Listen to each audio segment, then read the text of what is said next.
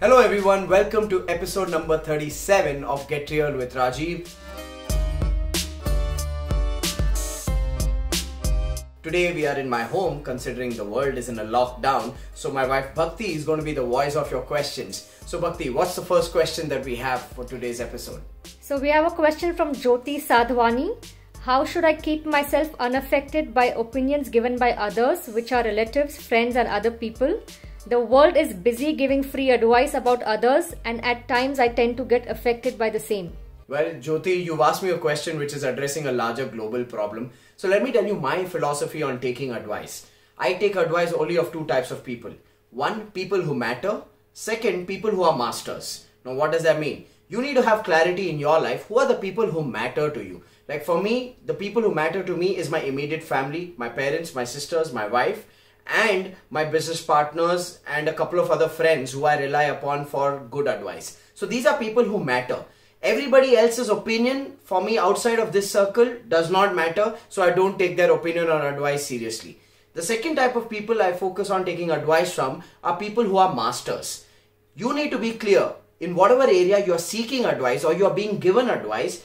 Has the person who's given you that advice, has that person achieved the result you would like to achieve in that area? Because if that person has not achieved the desired results that you would like to achieve in that area, then that person does not have any mastery in that area. So ignore the advice. So just take advice from people who matter and people who are masters. And sometimes we also need to learn how to not take advice of people who matter if they do not have mastery in a particular area.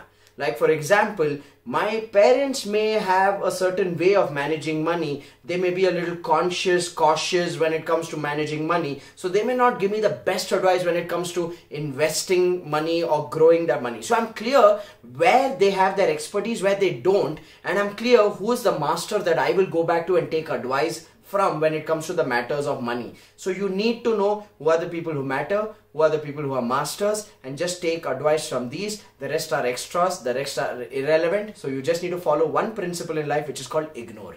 I hope that answer helps you, Jyoti. With that, let's move to the second question. So Bhakti, what's the second question for today's episode? Our second question is from Jagu.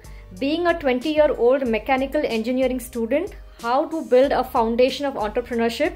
What books would you recommend to read based on entrepreneurship? Well, Jagu, I'm going to give you one advice.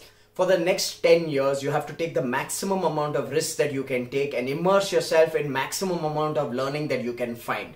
Now, how do you set that foundation up for being a successful entrepreneur? Well, two options. If you have clarity of what business you want to do, what industry or sector you want to be in, then get started. It's better to get started and fail for the first 4 to 5 years and use that as your own practical MBA program rather than going and getting a postgraduate education. So I would say give yourself time to fail, because nothing teaches you entrepreneurship like entrepreneurship in itself. So start something if you have clarity. But if you do not have clarity of what business you want to do, what industry you want to be in, then for the next 4 to 5 years at least, my recommendation would be that you take different jobs or different internships in totally different industries. Like work in a tech startup for 6 months to understand technology, work for 6 months to a year, then switch to a manufacturing industry and work in the production line of a manufacturing industry just to gain knowledge from that side, then switch to digital marketing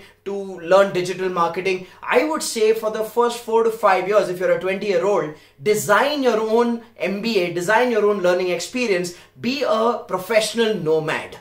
People will call you stupid. People will say, what's wrong with you? You're jumping so many industries. But this is your time to be a professional nomad. So you expose yourself to so many different things and opportunities. And then over a period of time, you discover what do you enjoy doing? What are you good at doing? Where do you see potential? And that's how you start a business. When it comes to books, here's a little secret. People believe I'm an author, so I should be a well-read person. In all honesty, I'm not the most well-read person I know. I have a challenge in reading. I just can't stick to a book. So I'm not the best person to give you advice on which book to read in entrepreneurship. I would rather tell you that go out there and get your hands dirty with entrepreneurship, either by starting something of your own or working with smaller organizations in significant roles in different departments so that you have that diversity and experience. I hope that advice makes sense, Jagu. Now let's move to the third question. What's the third question, Bhakti? The question is from Nitish Gupta. Being a third gen entrepreneur in a 40-year-old business, the challenge I'm facing is in hiring new talent for all departments. From 6 months, we have got very less worthy CVs, or the ones who come for interviews don't join, saying that the work environment is very dull and negative, or they don't see any growth in the hierarchy because it's a family business, or they are simply out of our budget.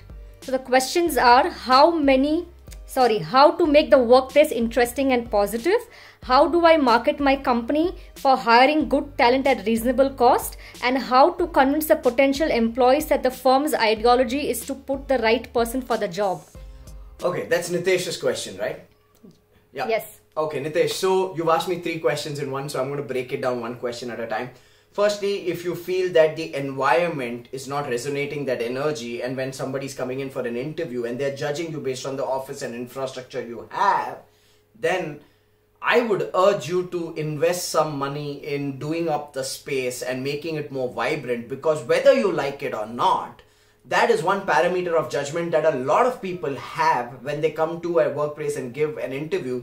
They also want to see the environment. Someone once told us, don't judge a book by its cover. Well, that advice was absolute crap. A book is always judged by its cover. So make sure that the cover of your organization, which is the interiors and the energy of the environment, is vibrant and bustling, so people want to be a part of such an organization. I mean, I can say this out of our own personal experience. In 2012, we went through a financial crisis. Then we moved into an home office. And I used to live out of that home, and that was our office as well. And we faced a serious challenge with hiring talent, because that was a very dull, dingy, low budget environment that we created for ourselves just to be able to rebuild the business. Then we moved to a better office and we saw there was better ratio of hiring. Now we are in a plush, beautiful office, one of the best workplaces in India to be in. And when people walk into that space in itself, it creates a desire and urge in them to be a part of that space. So I know this is a very off-tangent advice that you would not expect from a business coach, but I'm telling you this works. Do up the interiors well in a vibrant manner, and that will attract talent, at least people who come in. Your second question was, what is a method you can use to attract talent so that they work within your budget? How can you market your business to attract talent that comes in your budget? Am I right, Bhakti? Was that the question? So the question is, how do I market my company for hiring good talent at reasonable cost? So the other thing you need to do, Nitesh, is that you need to do a lot of social media videos which are not around your products and services, but which are around your workplace, the legacy, the culture, the opportunity, where you are showcasing to the world how this is a desirable workplace. So you need to do videos, put out videos that gives people a little bit of behind the scenes, which again creates a desire, saying, hey, this sounds like an interesting workplace. This sounds like a cool boss to be working with. So that's how you kind of create that desire for people to come in. Bhakti, can you repeat that third question for me from Nitesh's question? So how to convince the potential employees that the firm's ideology is to put the right person for the job? I think, Nitesh, this is an integration of multiple things. The first element is your own conviction at the time of interviewing a candidate. I believe that the person interviewing is also being interviewed. Now, they may not ask you a question, but you know that this person has certain questions which are frequently asked questions or frequently thought questions in the candidate's mind. So you really need to sell your organization, sell the philosophy, with pride state out that you're a 40-year-old business, but you're not a traditional workplace. You're a workplace that's looking at reinventing itself, creating opportunity for the right people. So you got to sell with conviction, because I've seen a lot of small and medium business owners, when they're interviewing, they are more nervous than the candidate themselves, and in their head they're thinking, ye join karega kya? So that question is then reflecting on your face and in your energy. So do it with a lot more conviction.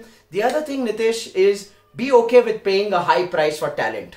I always say this to entrepreneurs. Talent comes at a price. If you're not willing to pay the price, you'll pay a bigger price. So be okay with paying industry par salaries or even higher than industry standard salaries, so that you genuinely attract talent. And you really want to, in your pitch, while you're talking about your organization and what you're looking for, you really want to address the concerns, fears and objections that a person may have, saying this is a 40-year-old business, there are already established managers, will there be career growth? You really need to create that commitment, saying This workplace works on merit, not on legacy. And for that to happen, here's the most important piece. Your existing staff that has been with you for years, they have to be trained and coached consistently by you or by an external expert so that they are progressive in their thought process, because you don't want to hire new people and then the older staff becomes the biggest point of resistance and does not allow these new people to take responsibility. Then the word spreads that "Arey yaar, yahan to kuch nahi badalne wala, don't hire, join this organization." So my question to you, Nitesh, is what are you doing so that your older staff also reinvents themselves, learns, grows, and exudes that energy, gives out that energy that makes that workplace exciting? And if you would want a recommendation, then I would blindly say this: you and some of your key department people need to come to the business space program. You must be thinking I'm selling, but I always sell where I feel it is necessary, and I feel in your case this is necessary. You need to get them on board. You need to start applying that system so that you can focus on scale and next level. So there are too many components over here, Nitesh, that you need to be taking care of. It's your interiors, it's your clarity of what are the type of people you need, for what roles. It is your clarity of where do you find such people, your interviewing process, how does that market your organization well. All of these components have to be fixed. And that's why I say you need a coach, my friend, and who better than the person you're watching on your screen right now. So feel free to reach out. So I hope that gives you clarity, Nitesh, of the direction you need to work with so that you can hire the right person for the right job at the right time. With that, let's move to question number 4, the fourth and final question for the week. Bhakti, what's the fourth question? Sai asks, I am interested in starting my entrepreneurship journey. Right now, I'm a sales manager in a reputed MNC. Is it a good idea to join my father's business, which is into electronics in my hometown, or should I start something on my own?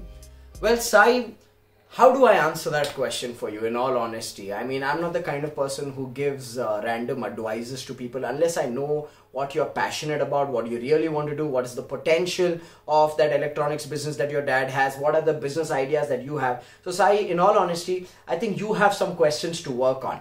The first question you need to ask yourself is that what is your goals out of being an entrepreneur? What are your financial goals out of being an entrepreneur? What are your passion goals about being an entrepreneur? What are your purpose goals about being an entrepreneur? And you need to define that, because at the end of the day, one wants to be an entrepreneur, I understand, to create wealth, to have their own business, but also because a certain type of work or nature of work excites them and attracts them. So that's why you need to answer these questions for yourself. And if you feel that your father's electronics business fulfills those objectives financially, from the quality of work you want to do, from the potential of that business, that by you going in, if you think you can scale it up and really make it big, if you feel your father's business fits that framework, then jump in. If you feel it doesn't, then pursue an idea that fits that framework. So you need to answer those questions, Sai, before I answer any question for you on what is the right thing for you to do. I hope that makes sense for you, Sai. So I've given you some work to do right now.